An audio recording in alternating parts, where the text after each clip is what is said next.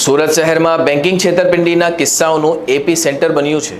ફરી એક વખત સરથાણામાં કૌભાંડ ઝડપાયું છે। સરથાણા પોલીસે મોટા પ્રમાણમાં બેંકની કીટો અને ડોક્યુમેન્ટ કબજે કર્યા છે।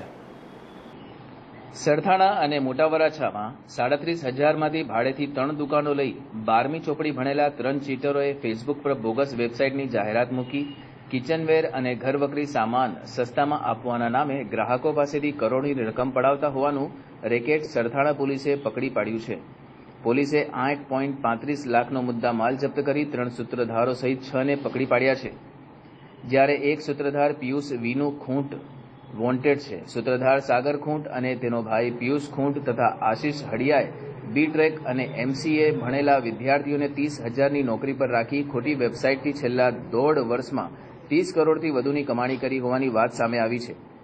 આ ટોળકીનું કામ ફ્લિપકાર્ટ જેવી દેખાતી બોગસ વેબસાઇટ અને QR કોડ બનાવી ફેસબુક પર કિચનવેર અને ઘરવકરી સામાન સસ્તા ભાવે વેચવાની જાહેરાત મૂકતા હતા। આ ઠગાઈમાં સિમ કાર્ડ સહિતના ડોક્યુમેન્ટો તેમજ બેંકની કીટો આશિષ હડિયા ભાવનગર અને જૂનાગઢથી લાવતો હતો।